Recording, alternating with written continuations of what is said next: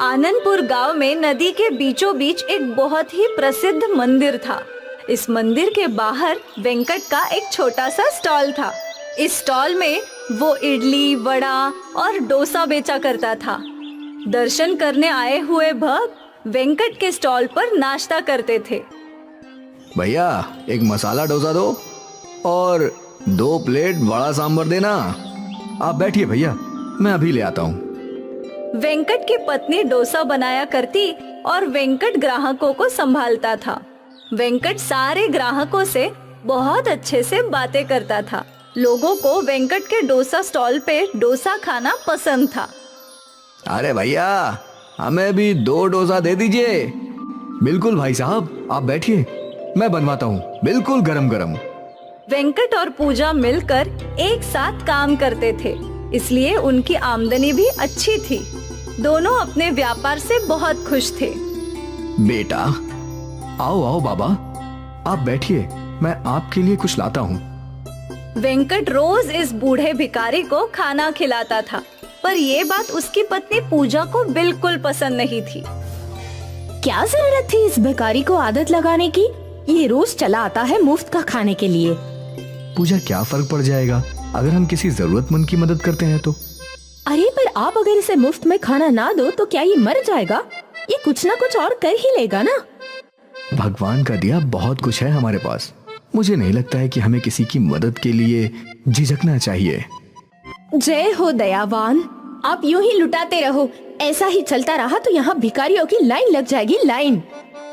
मुझसे जितना बन पड़ेगा उतना करूँगा, बाकी भगवान मालिक है। वेंकट ने उस बूढ़े भिखारी के लिए कुछ वड़े, इडली और चटनी भरी और उसे दे दी। भगवान तुम्हारा भला करे। बूढ़ा भिखारी खाने लगा। तभी वहाँ मंदिर का पंडित आया। पंडित दिखने में गोल मटोल था, छोटा कद और मोटी तोंड। जय माता दी। जय माता जी। पंडित जी आइए आइए ना, बैठिए। पूजा ने पंडित के लिए टेबल साफ किया और पंडित बैठ गया। क्या खाएंगे आप पंडित जी? 2 प्लेट वड़ा, 2 प्लेट इडली, 2 डोसा। आज के लिए बस इतना ही। अभी लाती हूँ। पूजा पंडित की सेवा में जुट गई। तभी वेंकट उसके पास गया। मैं इस बाबा को मुफ्त खिलाता हूँ, वो तो गरीब है। ये पंडित तो बहुत अमीर है, तो इसे मुफ्त खिलाती है। ब्राह्मणों के बारे में ऐसा नहीं बोलते। शास्त्रों में लिखा है ब्राह्मणों को खिलाने से पुण्य मिलता है। और जब से मैंने इस पंडित को खिलाना शुरू किया है, देखो हमारा धंधा बढ़ गया है। जैसी जिसकी सोच, तुम इस ब्राह्मण की सेवा करो। मैं जा रहा हूँ भगवान जी के दर्शन करने। ठीक है, जाओ। वेंकट मंदिर में पहुंचा और उसने भगवान जी के सामने हाथ जोड़ा। हे प्रभु, हमेशा मेरे साथ रहना और सबका भला करना। मेरी पत्नी सोचती है कि भरे हुए पेटों को भरकर वो पुण्य कमाएगी। मैं जानता हूँ ये गलत है प्रभु, पर अपनी कृपा उस पर भी बनाए रखना। वेंकट अपने साथ सभी का भला चाहता था। वो एक बहुत अच्छा इंसान था। अपनी पत्नी से चुप चुप कर वो गरीब लोगों को मुफ्त में खाना खिलाया करता था। भगवान तेरा भला करे। वेंकट को जरूरतमंदों की मदद करने से बहुत खुशी मिलती थी, इसलिए वो छुपते छुपाते अच्छे काम करता ही रहता था। वही उसकी पत्नी पूजा मतलबी थी। वो सोचती थी कि भगवान उनका ही भला करे और इसी वजह से वो ब्राह्मणों की सेवा किया करती थी। खैर ये सिलसिला चलता रहा। वेंकट और पूजा का डोसा स्टॉल भी ठीक ही चल रहा था। वेंकट गरीबों की मदद करता और पूजा ब्राह्मणों की सेवा करती। रोज सुबह 5 बजे की पहली नाव पकड़कर वेंकट और पूजा मंदिर पहुंचते थे और फिर वहां अपना व्यापार लगाया करते थे और सुबह से ही उनके ठेले पर ग्राहक आ जाते थे। फिर बरसात का मौसम आया। वेंकट और पूजा रोज की तरह नाव में सवार थे। आज लगता है तेज बरसात होगी। मतलब ग्राहक कम होंगे। वो तो है, पर जितने भी लोग हैं उनको भूखा थोड़ी रख सकते हैं। ठीक है, लेकिन जब मंदिर खाली हो जाएगा हम घर लौट आएंगे। ठीक है।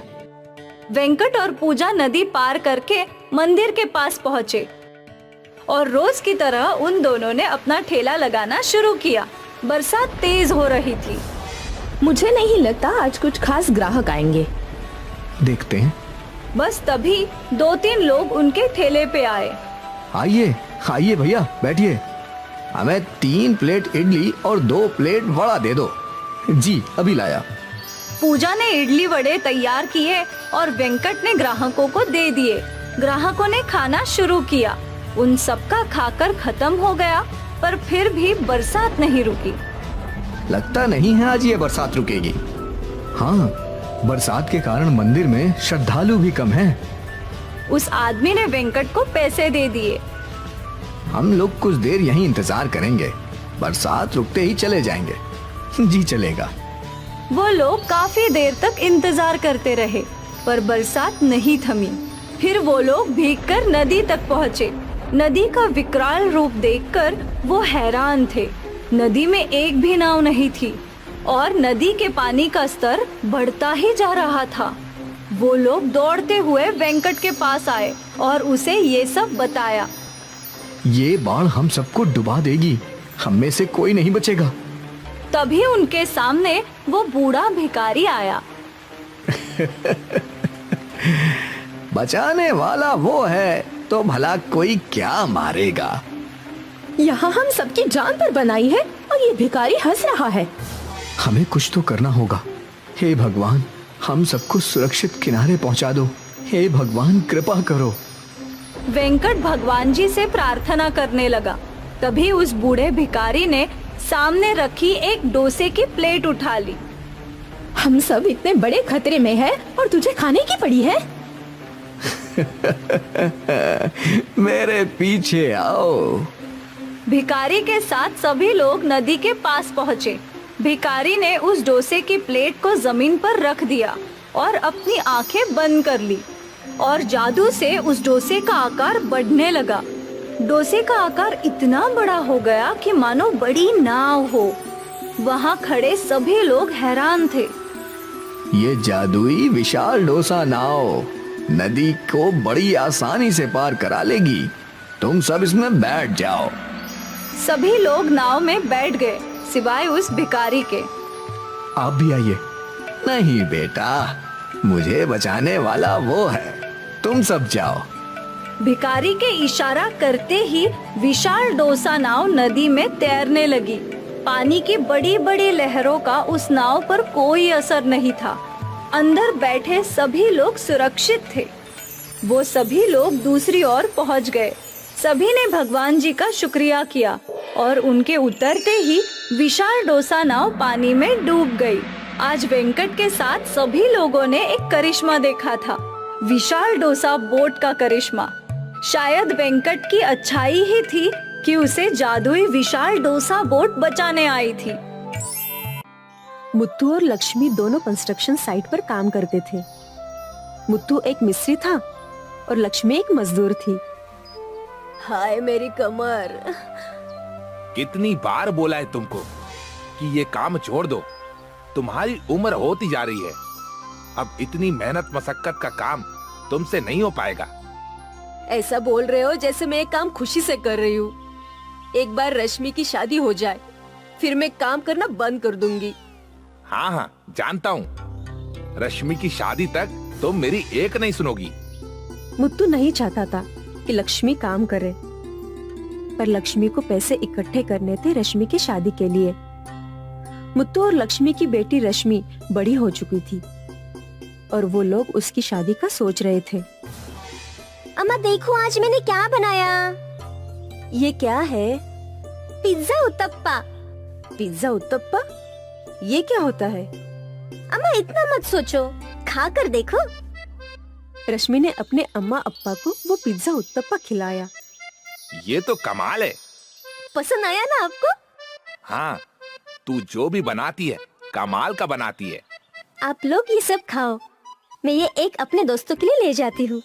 और अप्पा मुझे कॉलेज में एडमिशन मिल गया है, फीस भरनी है 1 तारीख को। ठीक है। रश्मि पिज्जा उत्तप्पा लेकर चली गई और यहाँ मुत्तू और लक्ष्मी बातें करने लगे। क्या जरूरत है इसे आगे बढ़ाने की? उसका मन है, पढ़ने दो। पर पढ़ाई पे खर्चा भी बहुत हो रहा है, उसका क्या करेंगे? तुम इतनी चिंता मत किया करो। कुछ ना कुछ हो जाएगा। रश्मि घर से तो ये बोल के निकली थी कि वो अपने दोस्तों से मिलने जा रही थी, पर वो पिज्जा उत्तप्पा अपने एक खास दोस्त के लिए लाई थी, विष्णु। रश्मि और विष्णु एक दूसरे को बहुत पसंद करते थे। ये लो विष्णु, अब ये क्या? पिज्जा उत्तप्पा। पिज्जा उत्तप्पा? चक्कर तो देखो। विष्णु ने रश्मि का पिज्जा उत्तप्पा खाया, उसे वो बहुत पसंद आया। वाह, ये तो बहुत ही स्वादिष्ट है। तुम्हें तो अपना होटल खोल लेना चाहिए रश्मि। होटल खोलने के लिए बहुत पैसे लगते हैं, इतने पैसे मैं कहाँ से लाऊंगी? कम से कम एक छोटा स्टॉल तो खोल ही सकती हो, उससे तुम्हारी अच्छी खासी कमाई भी हो जाएगी। ठीक है, एक बार अम्मा अप्पा से बात करूंगी।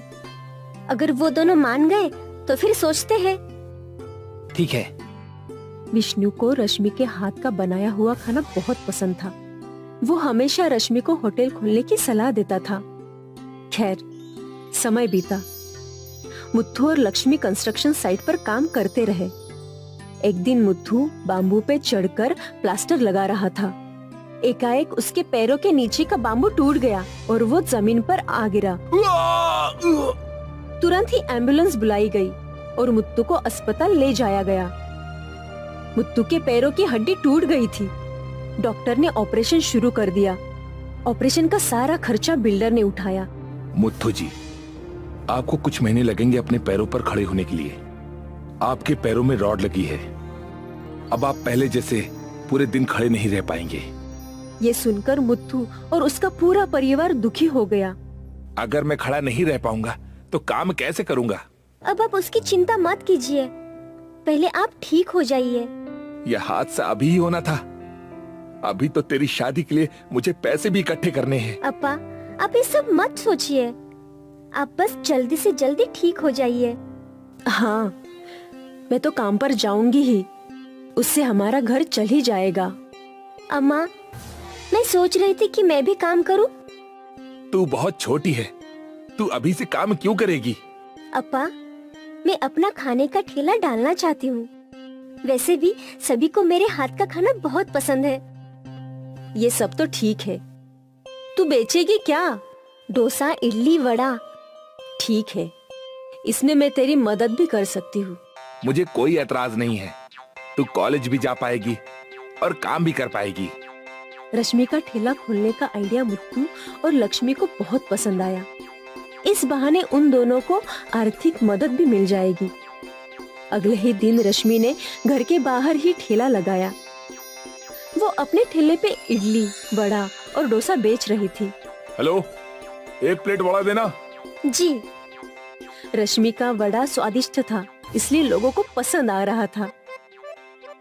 उस आदमी ने रश्मि को पैसे दिए और उन पैसों को देखकर रश्मि खुश थी। ये उसकी पहली कमाई थी। इस ग्राहक के बाद कई और ग्राहक इडली वड़ा खाने आए। कुछ देर बाद वहाँ विष्णु आया। तो आखिरकार तुमने स्टॉल खोल ही दिया, हाँ? हाँ, देखते हैं क्या होता है। जो भी होगा अच्छा होगा। फिलहाल मुझे बहुत भूख लगी है, तो मुझे तुम एक मसाला डोसा दे दो। अभी बनाती हूँ। डोसे की खुशबू आसपास फैल गई और फिर कई ग्राहक डोसा खाने आने लगे। रश्मि खुश थी कि उसका धंधा चल पड़ा था। अब से वो रोज घर के बाहर स्टॉल लगाया करती थी और उसकी अच्छी खासी आमदनी भी हो रही थी।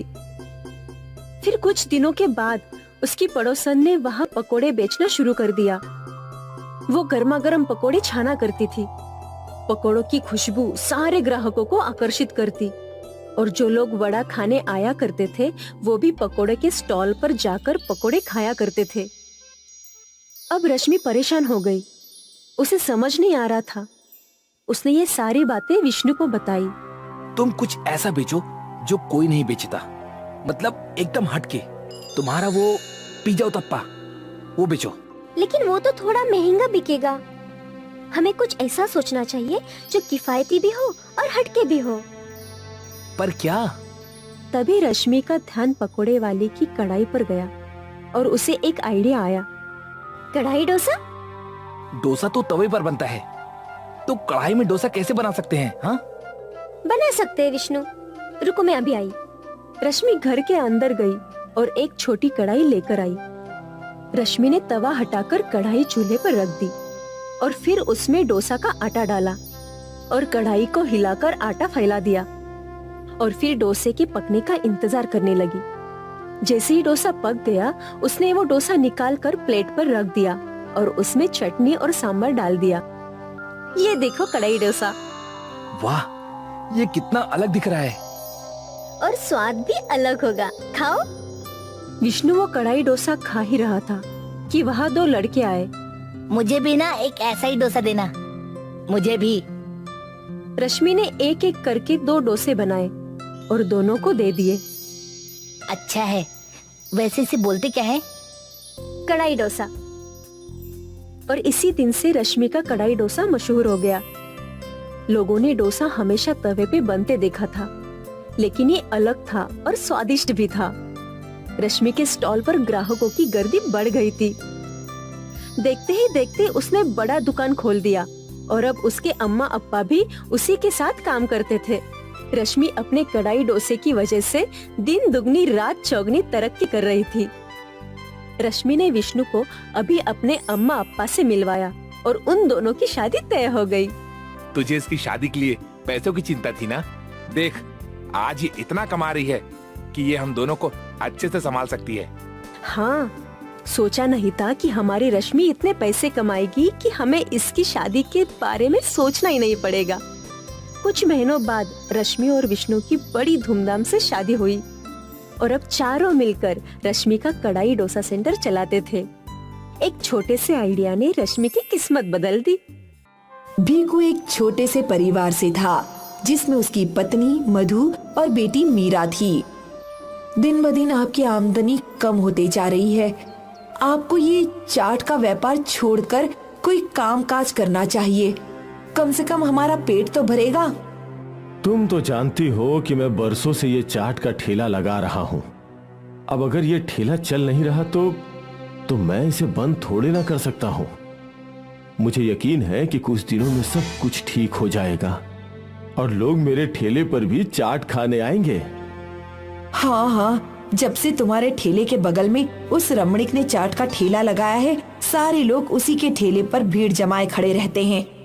अब मैं और क्या कर सकता हूँ? मैं अच्छे सामान से अच्छी स्वादिष्ट चाट बनाता हूँ। उससे ज्यादा क्या करूँ? कुछ भी करो और घर में पैसे ला कर दो, वरना मैं मीरा को लेकर अपने बाबा के घर चली जाऊंगी। मुझे यहाँ भूखे नहीं मरना। अरे ऐसा मत बोलो, मैं आज जरूर पैसे लेकर आऊंगा। भीखू ने अपना सामान उठाया और अपने ठेले के लिए निकल गया। रास्ते में वो सब्जी मंडी में रुका। अरे भैया, मुझे 2 किलो आलू और 2 किलो प्याज देना। सब अच्छे देना। अरे भाई, तुम्हारा तो चाट का ठेला है ना, तो अच्छे अच्छे आलू प्याज क्यों खरीदते हो? तुम्हें तो सड़े गले आलू प्याज भी चलेंगे। वो तो मैं तुम्हें कम दामों में बेच सकता हूँ, सोच लो।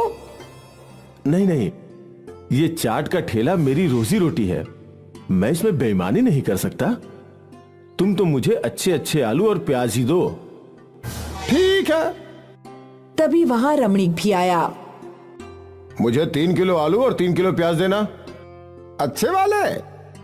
नहीं नहीं, सस्ते वाले। मुझे कौन सा खुद खाना है। अरे भाई, लेकिन तुम अपने ग्राहक को तो यही खिलाओगे ना? ये अच्छी बात नहीं है।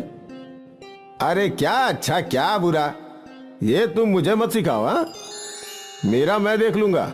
तुम अपने ठेले पर अच्छे वाले आलू प्याज से चाट बनाओ और खुद ही खाओ। वैसे भी तुम्हारे ठेले पर आता ही कौन है? भीखू का मुंह छोटा हो गया और वो वहाँ से चल पड़ा। भीखू के बगल में ही रमणीक अपना चाट का ठेला लगाता था। रमणीक का चाट का ठेला खुलते ही वहाँ ग्राहकों की भीड़ लग जाती थी और भीखू के ठेले पर कोई भी नहीं आता। आइए आइए, स्वादिष्ट चाट खाइए। समोसा चाट, आलू चाट, पापड़ी चाट, दही चाट। भीखू जोर जोर से आवाज लगाया करता था, फिर भी कोई उसके ठेले पर चाट खाने नहीं जाता था और वहीं रमणीक के ठेले पर भीड़ लगी रहती। अरे पहले मुझे दो। अरे नहीं, पहले मैं आया था, मुझे दो। सबको देता हूँ, झगड़ा मत करो। अपने ठेले का यह हाल देखकर भीखू परेशान था। इतनी कोशिश करने के बावजूद भी लोग यहाँ नहीं आ रहे। हे भगवान, अब आप ही कोई रास्ता दिखाइए। भीखू देर रात तक ठेले पर खड़ा रहा, पर आज भी उसकी बिक्री नहीं हुई। वो उदास घर लौटा। आज भी बिक्री नहीं हुई है लगता है। हाँ, आज भी सारी भीड़ रमणीक के ठेले पर ही थी। तुम्हें अपना चाट का ठेला बंद कर देना चाहिए। अब तो घर में राशन भी नहीं है। ऐसे ही चलता रहा तो हम भूखे मर जाएंगे। तुम चिंता मत करो, कुछ न कुछ हो जाएगा। यही बात तुम पिछले 6 महीने से कह रहे हो, अब तक कुछ नहीं बदला। अगर तुम पैसे कमा कर नहीं लाए तो मैं अपने मायके चली जाऊंगी मीरा के साथ। लेकिन मुझे कुछ दिन तो दो। घर में बस 1 टक अनाज है। अगर तुम कल तक पैसे लेकर आए तो अच्छी बात है, वरना अकेले रहना इस घर में। मैं अपनी बेटी को भूख से तड़पते हुए नहीं देख सकती। वैसे भी मेरे पिताजी हम दोनों को पाल लेंगे। ठीक है। एक ओर भीखू ठेले पर चाट न बिकने की वजह से परेशान था और दूसरी ओर पत्नी उसकी मुसीबतें और बढ़ाती जा रही थी। अगले दिन भीखू ने रोज की तरह चाट की तैयारी की और अपने ठेले के लिए निकल पड़ा। रास्ते में उसे आलू वाले ने आवाज लगाई। अरे भैया, आज आलू प्याज नहीं चाहिए? नहीं भैया, कल का ही आलू प्याज पड़ा है। ठीक है। भीखू अपने ठेले पर पहुंचा और रोज की तरह उसने ठेला लगा दिया। बगल में रमणीक ने भी अपना ठेला लगा दिया और रमणीक के ठेले पर भीड़ आने लगी थी। स्वादिष्ट चाट ले लो, आलू चाट, समोसा चाट, पापड़ी चाट, दही चाट, आ जाओ आ जाओ। उसके चिल्लाने का भी कोई फायदा नहीं हुआ। कोई भी ग्राहक उसकी दुकान पर नहीं आया। वो उदास हो गया और उसकी आंखों से आंसू टपकने लगे। हे भगवान, ये कैसे दिन दिखा रहे हैं। आज अगर मैं घर पे पैसे नहीं ले गया तो घर में खाने को कुछ नहीं बचेगा और मधु मीरा को लेकर मायके चली जाएगी। समझ नहीं आ रहा क्या करूं। उसी वक्त भीखू की दुकान पर एक बूढ़ी औरत आई। क्या हुआ बेटा, तुम रो क्यों रहे हो? अब क्या बताऊं अम्मा, हालत ही कुछ ऐसी है। सब कुछ अच्छा करने के बावजूद कुछ भी ठीक नहीं हो रहा। मैं अच्छे सामान लाता हूं, फिर भी ग्राहक उस रमणीक के ठेले से ही चाट खाते हैं। मेरे परिवार की तो भूख मरने की नौबत आ गई है। तो उदास मत हो। ये ले, ये जादुई मसाला है। जैसे ही तू इसे अपनी चाट में मिलाएगा तो ग्राहक खींचे चले आएंगे और तेरी सारी परेशानियों का अंत हो जाएगा बेटा। जैसे ही भीखू ने उस बूढ़ी औरत के हाथ से वो जादुई मसाला लिया, वो बूढ़ी औरत गायब हो गई। अरे ये कहाँ गई? अम्मा, अम्मा! भीखू बूढ़ी औरत को ढूंढता रहा, पर वो गायब हो चुकी थी। वो औरत कौन थी और कहाँ गई अचानक? क्या ये मसाला सच में जादुई है? भीखू ने मसाले का डिब्बा खोला और थोड़ा सा जादुई चाट मसाला अपने आलू में मिलाया और उसका ऐसा करते ही सारी भीड़ उसके ठेले पर खींची चली आई। मुझे एक दही चाट। मुझे आलू चाट। मुझे तीखी पापड़ी चाट। अभी देता हूँ। भीखू ग्राहकों को चाट बनाते देता गया और ग्राहक बढ़ते ही जा रहे थे। वो एक को चाट देता तो दूसरा आ जाता। आज पहली बार भीखू के पास इतने सारे पैसे थे। कुछ ही घंटों में उसकी सारी चाट खत्म हो गई और वहाँ रमणीक के ठेले पर एक भी ग्राहक नहीं था। रमणीक गुस्से से भीखू की ओर देख रहा था। भीखू ने अपना ठेला बंद किया और अपने घर लौट गया। ये लो भाग्यवान, आज की कमाई। इतने सारे पैसे। और ये ले गुड़िया तेरी चॉकलेट।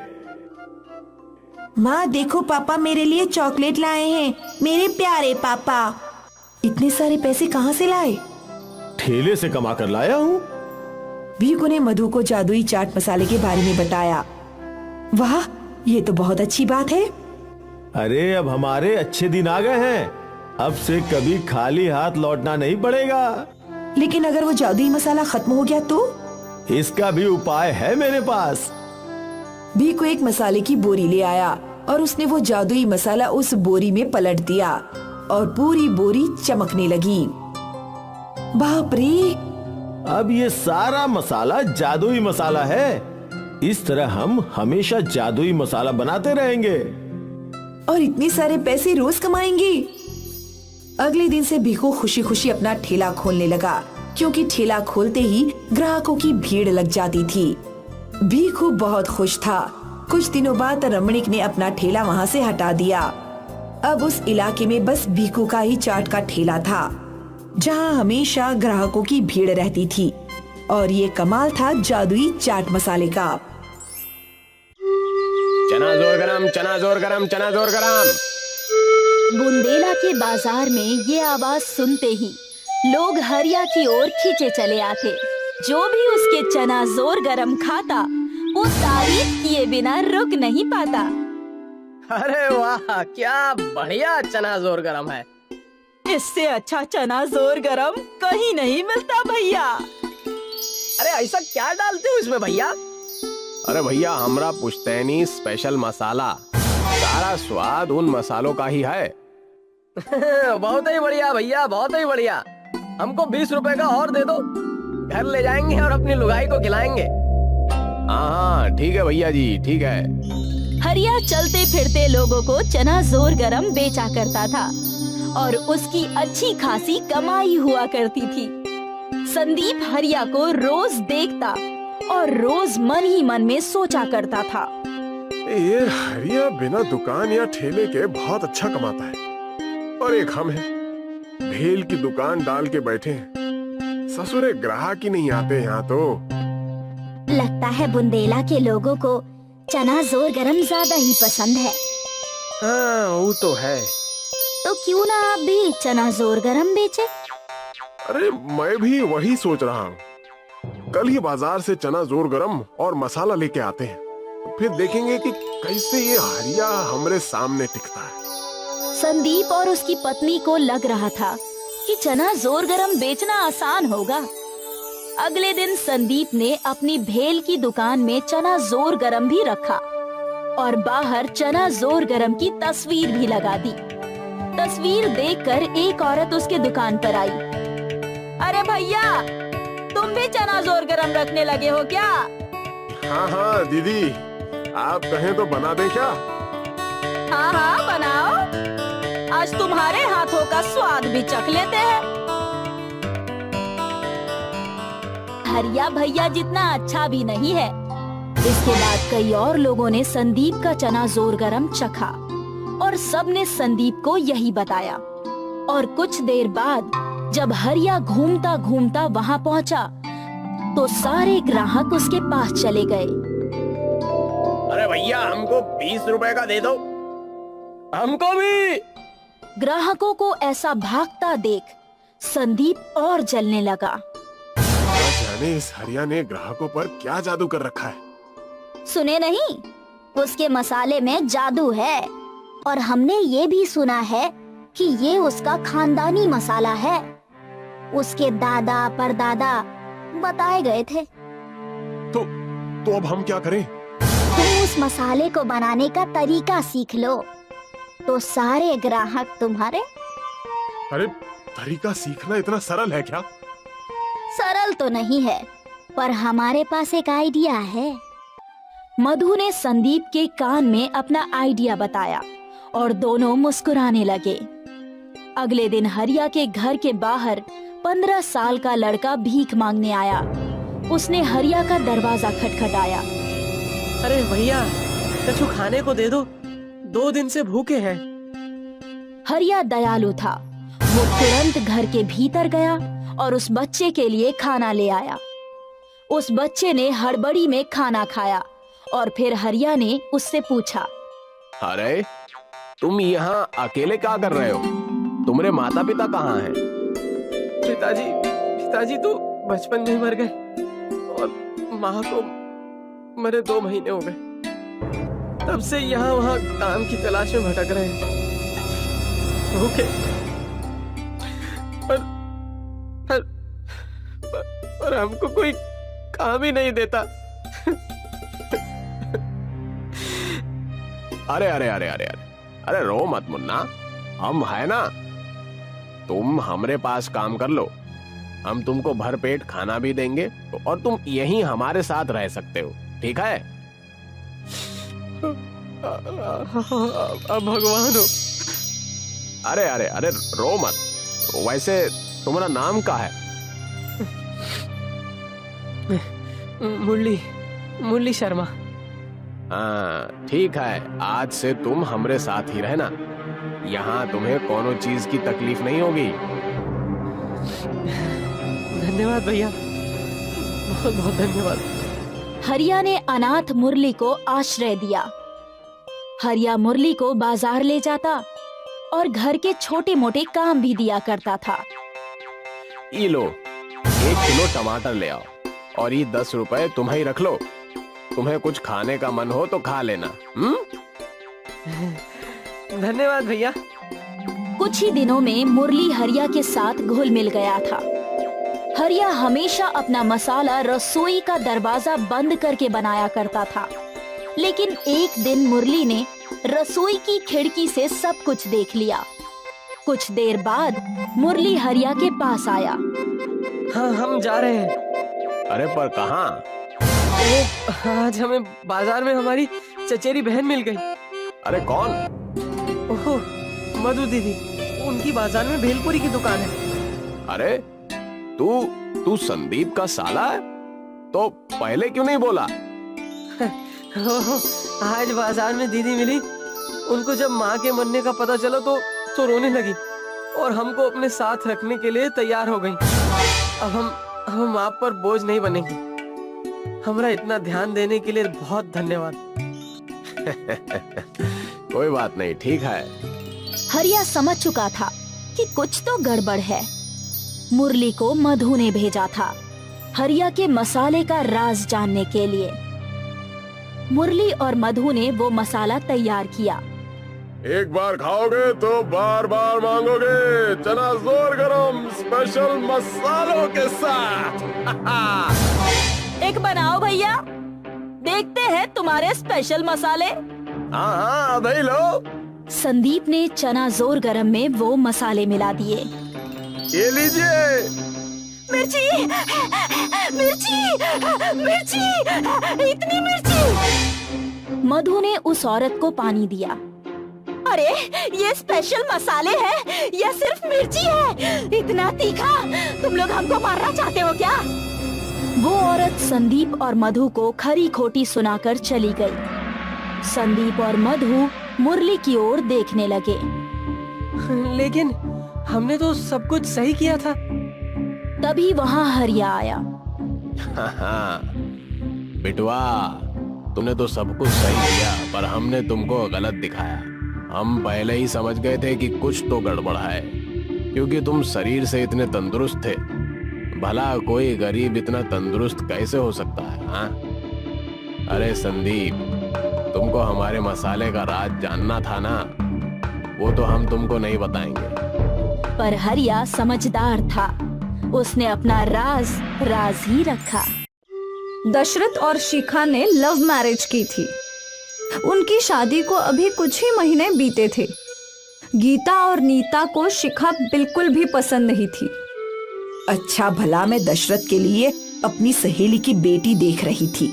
वो दिखने में सुंदर भी थी और अपने साथ बहुत कुछ ले आती, वरना एक ये है जो मुंह उठाकर चली आई। माँ, ऐसे भी लोग होते हैं क्या, फकीर, जो अपनी बेटी की शादी में कुछ भी नहीं देते? शिखा हमेशा अपनी सास और ननद की जली कटी बातें सुना करती थी, पर वो कभी भी उन्हें उल्टा जवाब नहीं देती थी। ओ महारानी, अब क्या ये सारा काम मैं करूं? इतनी बड़ी बड़ी आंखें होकर भी दिख नहीं रहा कि सारा घर कितना गंदा है? अभी साफ कर देती हूँ माँ जी। गीता और नीता शिखा से नौकरानी जैसा सुलूक करते थे। शिखा का पति दशरथ एक साधारण ऑफिस बॉय था। उसकी पगार भी बहुत कम थी। वो अपनी सारी पगार अपनी माँ को दे दिया करता था। ये लो माँ, इस महीने की पगार। बोल तो ऐसे रहा है जैसे तू लाखों रुपयों का पगार लाता है। वो देख तेरी छोटी बहन, उसकी पगार तुझसे दुगनी है। माँ, वो पढ़ी लिखी है, उसे अच्छी पगार तो मिलेगी ही। इसीलिए तुझसे बचपन से कह रही थी कि पढ़ ले, पर तूने मेरी कहाँ सुनी। जब देखो मनमानी करता रहता है। शादी भी अपनी मर्जी से की। मेरी सहेली की बेटी से शादी करता तो घर लक्ष्मी आती, पर तू है कि माँ जाने दो, इसमें भैया की क्या गलती है। हाँ, सारी गलती तो इस डायन की है। मेरे भोले भाले बेटे को फंसाया है इसने। माँ, आप शिक्षा के बारे में ऐसा मत बोला करो।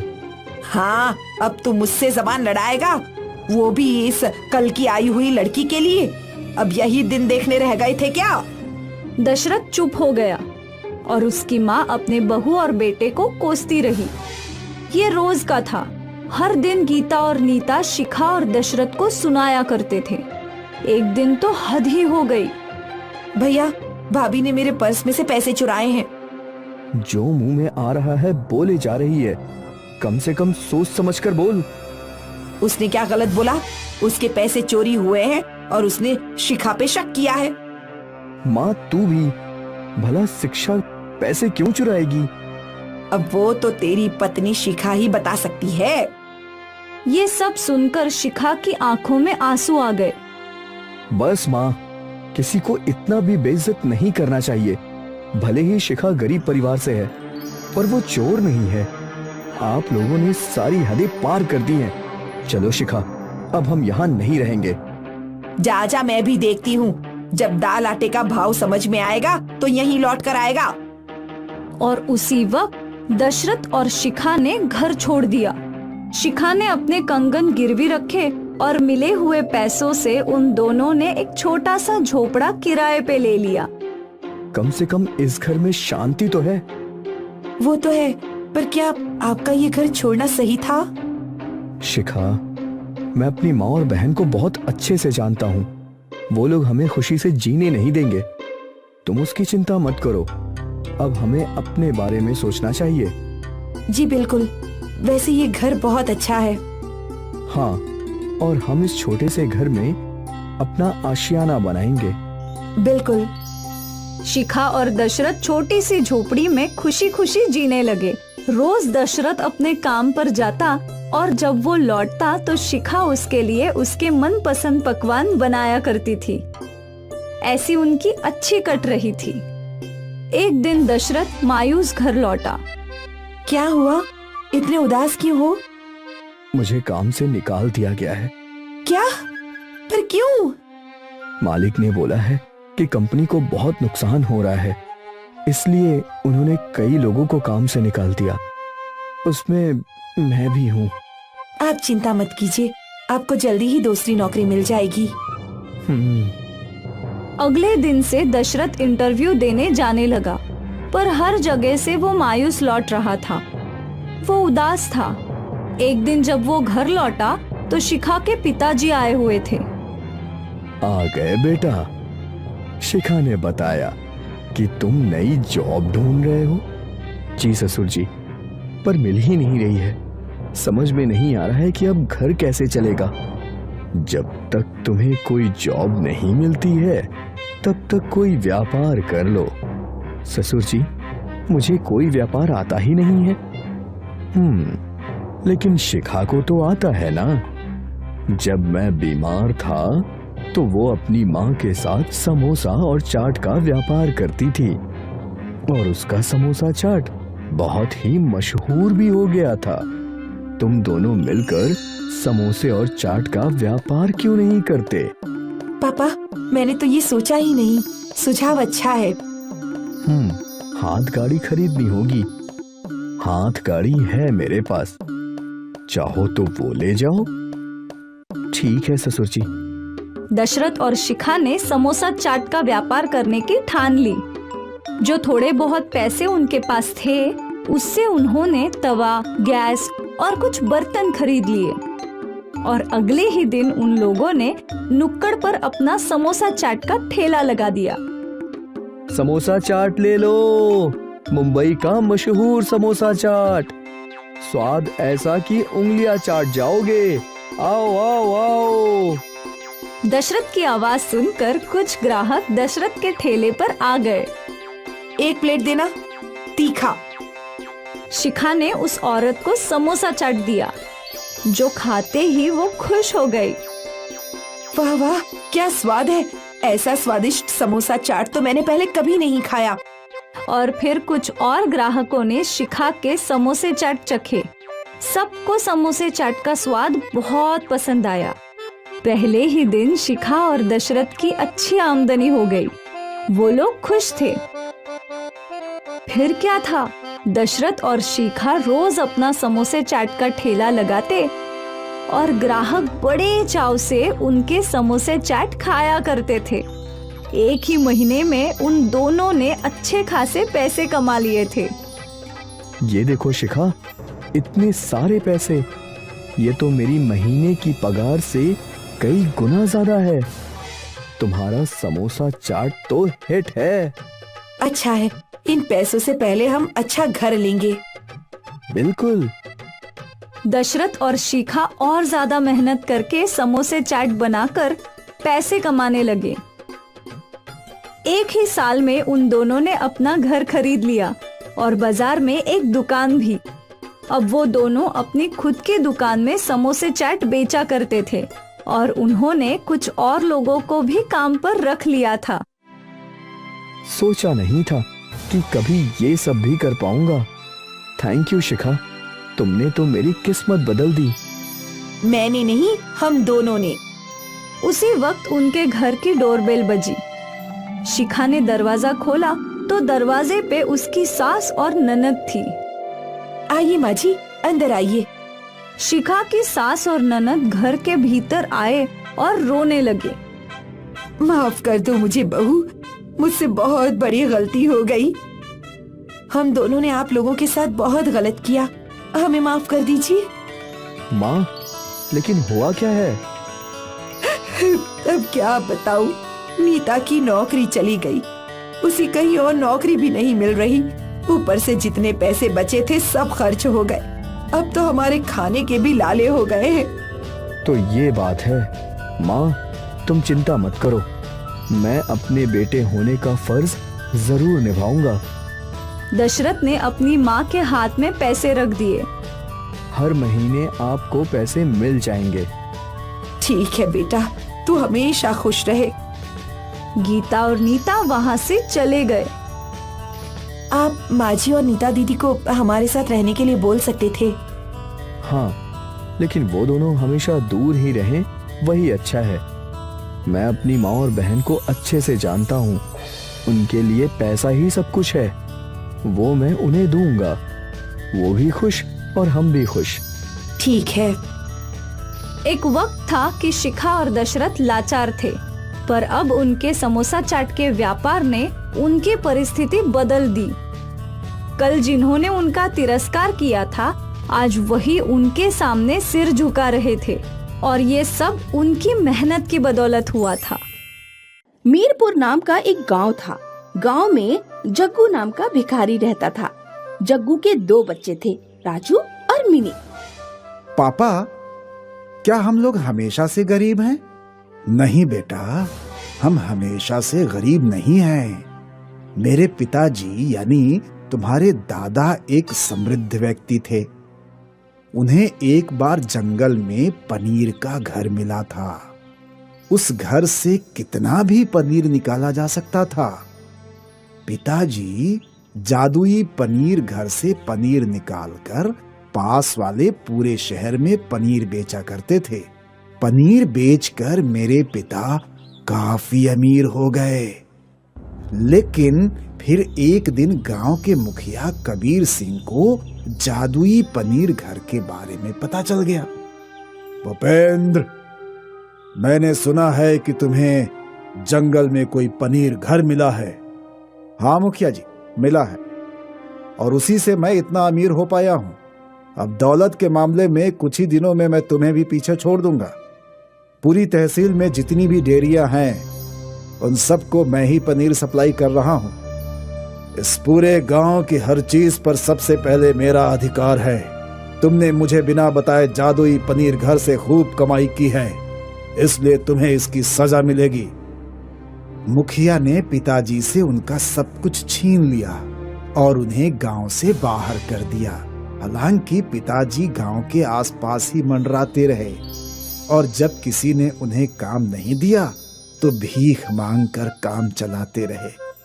बेटा, तब से हम गरीब हैं। पिताजी, वो पनीर घर क्या अभी भी जंगल में है? नहीं, अब उस पनीर घर का कुछ पता नहीं है। जब मुखिया पनीर घर से पनीर निकालने पहुंचा तो वो घर गायब हो चुका था। तब से उस पनीर घर का कुछ पता नहीं है। किसी किसी दिन जग्गू के परिवार की बहुत बुरी हालत हो जाती। पिताजी, आज राजू को बुखार है। हम दोनों ने 2 दिनों से कुछ नहीं खाया है। कुछ खाने को लेकर आइए। हाँ बेटी, मैं अभी किसी के घर से कुछ मांग कर लाता हूँ। उस दिन जग्गू गांव के घर घर घूमता रहा, लेकिन किसी ने उसे कुछ नहीं दिया। जग्गू जब मुखिया के घर पहुंचा तो उसे घर के अंदर से गर्मा गर्म पराठों की खुशबू आ रही थी। मुखिया जी, दरवाजा खोलिए, मैं जग्गू हूँ। मेरे बच्चे बीमार और भूखे हैं, उन्हें कुछ खाने को दे दीजिए। जग्गू, तो फिर से यहाँ चला आया?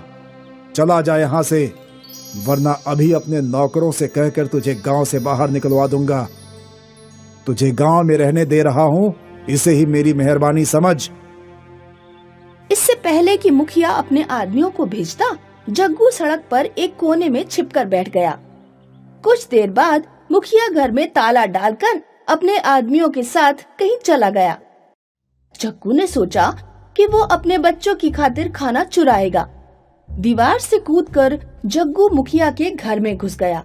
उसने 5-6 पराठे चुराए और भाग निकला। उस दिन जग्गू के परिवार का पराठों से पेट भरा। भरी दोपहरी में जब पूरे गांव में सन्नाटा था और जग्गू और उसके बच्चे सो रहे थे, तो अचानक किसी ने जग्गू के घर का दरवाजा तोड़ दिया। जग्गू और उसके बच्चे डर के मारे कांप गए। दरवाजे पर मुखिया और उसके आदमी डंडे लेकर खड़े हुए थे। जग्गू, तेरी इतनी हिम्मत बढ़ गई है कि तूने मेरे घर में घुसकर चोरी की। सीसीटीवी कैमरे में मैं तेरी सारी हरकतें देख कर आ रहा हूं। नौकरों, जग्गू की जमकर पिटाई करो और इन तीनों को गांव से बाहर फेंक दो। ऐसा कहकर मुखिया वहां से चला गया। मुखिया के दोनों नौकर जग्गू को बुरी तरह लाठियों से पीटने लगे। राजू और मिनी अपने पिता को इस तरह पिटते हुए नहीं देख पाए। दोनों ने अपनी अपनी गुलेल उठाई और मुखिया के आदमियों के सीधे सिर पर गुलेल से पत्थर मारा। दोनों आदमी अपना अपना माथा पकड़कर बैठ गए। अरे मार डाला रे! पिताजी, जल्दी भागिए! तीनों लोग घर छोड़कर जंगल की तरफ भागे। मुखिया के दोनों आदमी उनके पीछे पीछे भागे। जग्गू कहाँ तक भागेगा? तुझे और तेरे बच्चों को मैं छोड़ूंगा नहीं। मुखिया के दोनों आदमी घायल शेरों की तरह जग्गू और उसके बच्चों के पीछे भाग रहे थे। ये हम किस मुसीबत में फंस गए पापा, अब क्या करें? जग्गू को लग रहा था कि वो और उसके बच्चे नहीं बच पाएंगे। तभी अचानक जग्गू और उसके बच्चों को पनीर का घर दिखाई दिया। तीनों लोग पनीर के घर में घुस गए। इससे पहले कि मुखिया के आदमी पनीर घर तक पहुंचते, पनीर घर गायब हो गया। पनीर घर में तुम लोगों का स्वागत है। इस जादुई घर से तुम जितना चाहो उतना पनीर निकाल सकते हो। क्या तुम वही पुराने पनीर घर हो जो मेरे पिताजी को मिले थे? हाँ, मैं वही हूँ। मैंने तुम्हारे पिताजी से मना किया था, मेरे द्वारा कमाई गई दौलत का दिखावा मत करना। अगर मेरे बारे में किसी को कुछ पता चल गया तो मैं गायब हो जाऊंगा। लेकिन तुम्हारे पिताजी माने नहीं और आखिरकार मुखिया को मेरे बारे में पता चल गया और तब मुझे गायब होना पड़ा। तुम वही गलती मत करना जो तुम्हारे पिताजी ने की थी। नहीं, मैं ऐसी गलती कभी नहीं करूंगा और तुम्हारे बारे में किसी को नहीं बताऊंगा। लेकिन अगर फिर भी मेरे बिना बताए किसी को तुम्हारे बारे में पता चल गया तो क्या होगा? तुम इसकी चिंता मत करो, वो सब मैं संभाल लूंगा। सबसे पहले जग्गू और उसके बच्चों ने पेट भरकर पनीर खाया। पनीर तो बहुत स्वादिष्ट है पिताजी। लग रहा है जैसे वनीला फ्लेवर की आइसक्रीम दूध में डालकर खा रहे हैं। बच्चों, हम कल से पनीर बेचने जाएंगे, लेकिन हम अंधाधुंध कमाई नहीं करेंगे। हम उतना ही बेचेंगे जितने की हमें जरूरत होगी। उधर मुखिया गुस्से से पागल हो रहा था। तुम दोनों ने मेरा नाम मिट्टी में मिला दिया। दोनों अपना सिर घायल कराकर चले आए और कह रहे हो कि वे तीनों अचानक जंगल में गायब हो गए। अब मुझे रंगा और मुन्ना को भेजना पड़ेगा। मुखिया ने अपने आदमियों को जंगल के बाहर पहरे पर लगा दिया। मुखिया के आदमियों ने देखा कि जग्गू, राजू और मिनी रोजाना पनीर लेकर बाजार में बेचने जा रहे हैं। उन्होंने ये बात जाकर मुखिया को बताई। पिछली बार तो वो पनीर घर ना जाने कहाँ गायब हो गया था। इस बार मुझे वो हर हाल में चाहिए। अगले दिन जैसे ही जग्गू का परिवार जंगल से बाहर निकला, मुखिया ने उसे पकड़ लिया और तीनों के हाथ बांध दिए। अब तुम तीनों चुपचाप मुझे उस पनीर घर तक ले चलोगे, वरना मैं तुम्हारा वो हाल करूंगा कि तुम खुद की शक्ल नहीं पहचान पाओगे। जग्गू, राजू और मिनी मुखिया को कई घंटों तक घुमाते रहे, लेकिन पनीर घर तक लेकर नहीं गए। जग्गू, बहुत देर हो गई। लगता है तू मेरे साथ चालाकी कर रहा है। नौकरों, इसके बच्चों को गहरे तालाब में फेंक दो। नहीं नहीं, ऐसा कुछ मत करिएगा। मैं लेकर चलता हूँ। आखिरकार जग्गू मुखिया को पनीर घर लेकर पहुँचा। तो ये रहा पनीर घर। नौकरों, इन लोगों को पेड़ से बांध दो। हम पनीर घर के अंदर घूमने जाएंगे। जैसे ही तीनों अंदर पहुँचे, ढेर सारा पनीर उनके ऊपर गिर पड़ा। मुखिया और उसके आदमी पनीर के ढेर के नीचे दब गए। कोई बचाओ! कोई मुझे बाहर निकालो! मेरी सांस रुक गई है, मेरा दम घुट रहा है। पहले जुबान दो मुखिया कि तुम कभी जग्गू के परिवार को परेशान नहीं करोगे और मुझे कभी भी नहीं ढूंढोगे। ठीक है, मैं वादा करता हूँ, मैं गांव के किसी आदमी को परेशान नहीं करूंगा। मुझे बचाओ। तब मुखिया के ऊपर पड़ा पनीर का ढेर गायब हो गया। मुखिया और उसके आदमियों ने जग्गू, राजू और मिनी को खोल दिया और फिर अपने घर भाग गए। जैसलमेर नगर में टूरिस्ट प्लेस के पास समीर अपनी माँ के साथ एक झोपड़ी में रहता था। वो अपने पिता के गुजर जाने के बाद बहुत ही गरीबी की जिंदगी गुजार रहा था। समय बीतने पर समीर धीरे धीरे बड़ा होता है और फिर जब वो 15 साल का हो जाता है। माँ, क्या हम लोगों का इस दुनिया में और कोई नहीं है? ना ही हमसे कोई रिश्तेदार मिलने आता है और ना ही कोई हमें फोन करता है। बेटा, है तो बहुत लोग, लेकिन सिर्फ कहने मात्र को। कहते हैं ना, सुख के सब साथी हैं, पर दुख में कोई साथ नहीं देता। माँ, मेरे सब दोस्त कहते हैं कि तुम्हारा तो इस दुनिया में कोई भी नहीं है, तुम अनाथ हो। नहीं बेटा, मैं हूँ ना तुम्हारे लिए। तुम परेशान ना हो, हमारे दिन जरूर बदलेंगे। फिर उन लोगों को तुम भी जवाब दे पाओगे। हाँ माँ, सही कहा आपने। चंपा लोगों के घरों में काम करके 2 वक्त की रोटी जुटा पाती थी। समीर इस बात से बहुत परेशान होता है। फिर एक दिन वो नदी के किनारे बैठा सोच रहा होता है। तभी वो नाव की सवारी कराते लोगों को देखता है, तो वो भी ये करके पैसे कमाने की सोचता है। अरे भैया, मुझे भी ये नाव चलानी है और पैसे कमाने हैं। हाँ, तो नाव खरीद के ला और चला। चाचा, इस नाव को खरीदने में कितने पैसे लगते हैं? ज्यादा नहीं बेटा, बस 20,000 रुपए लगेंगे, खरीद लो। चाचा, ये तो बहुत ही ज्यादा है मेरे लिए। मैं कहाँ से इतने पैसे लाऊंगा? क्या आप मेरी मदद कर देंगे? मुझे कुछ दिन तक अपनी नाव पर ही काम करने दें, फिर मैं पैसे जुटाकर अपनी नाव खरीद लूंगा। समीर के ऐसा कहने पर नाव वाला सोचता है कि अगर इसको सिखा दूंगा तो मेरी बिक्री कम हो जाएगी, और ये तो नौजवान लड़का है और मुझसे भी तेज काम करके ज्यादा पैसे कमाने लगेगा। फिर मेरी नाव पर कोई नहीं आएगा। ये सोचकर वो कहता है, अरे बेटा तू अभी छोटा है, नहीं चला पाएगा, और पहले तुझे तैरना भी सीखना पड़ेगा। तब तक कुछ और काम कर ले, पैसे भी कमा ले नाव खरीदने के लिए। ठीक है चाचा। समीर चाचा की बात सुनकर घर चला जाता है। फिर अगले दिन अपने दोस्तों को सारी बात बताता है और फिर अपने घर के हालात भी बताता है। वो अपने दोस्तों से कोई काम बताने को कहता है। तब उसका एक दोस्त रुपेश कहता है, भाई एक बहुत आसान काम है, आने वाले टूरिस्ट लोगों को इस जगह के बारे में बातें बतानी है। हाँ, क्या सच में इतना आसान काम है? हाँ भाई, सच कह रहा हूँ, मेरा चचेरा भाई यही काम करता है। चल मैं उससे तुझको मिलवा देता हूँ, तू काम सीख लेना और फिर करने लगना। समीर रुपेश के दोस्त से जाकर मिलता है, फिर उसका बताया हुआ काम सीख लेता है और करने लगता है। समीर के काम करने से उसके घर की स्थिति सुधरने लगती है।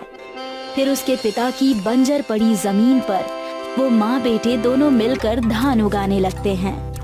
भाई तुम्हारा बहुत धन्यवाद जो तुमने मुझे इस काम में लगवा दिया, जिससे मेरे घर की स्थिति ठीक हो रही है। अरे भाई, दोस्त बुरे वक्त में काम नहीं आएगा तो कब काम आएंगे? धन्यवाद मत बोल। बेटा ये लो, चावल के आटे के समोसे बन गए हैं, खाकर देखो तो कैसा लग रहा है। हाँ चाची जरूर, दीजिए खाकर बताता हूँ।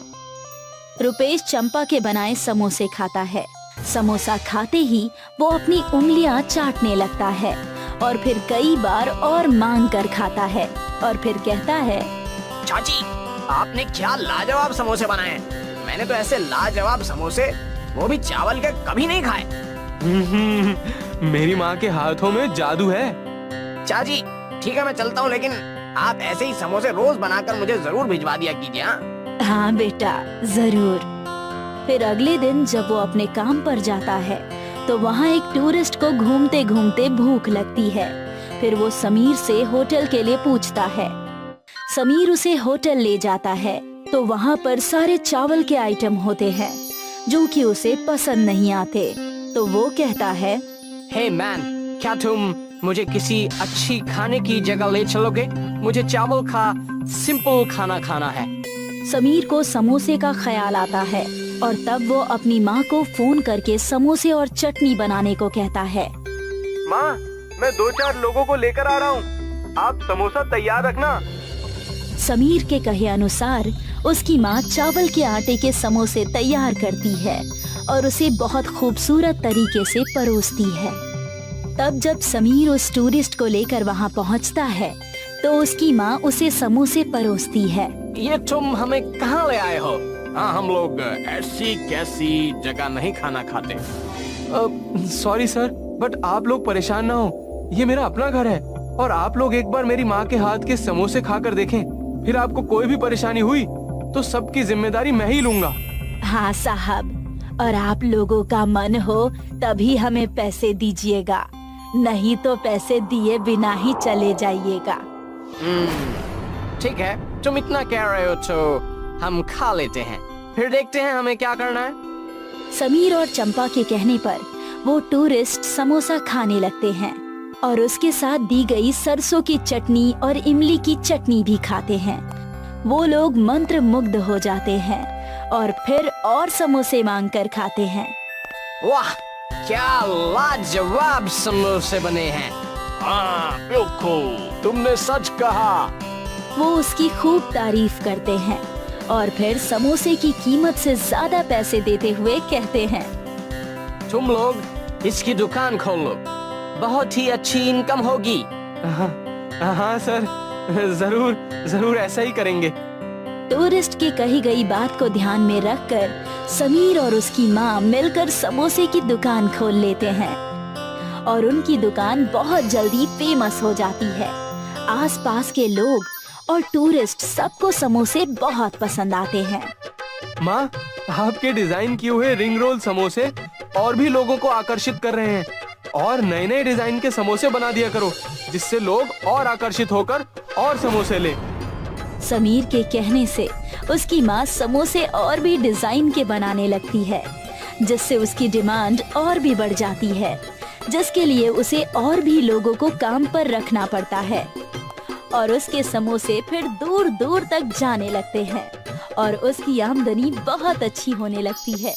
ये जानकर फिर मीडिया वाले आकर उसका इंटरव्यू लेते हैं, जिससे पूरे शहर में उसका नाम रोशन हो जाता है, जिसे देखकर उसके रिश्तेदार भी अब उससे रिश्ता बनाने लगते हैं। समीर पुरानी बातें भुलाकर सबसे मिलकर रहने लगता है। सीख, अमीरी का साथी हर कोई, गरीबी का साथी कोई नहीं।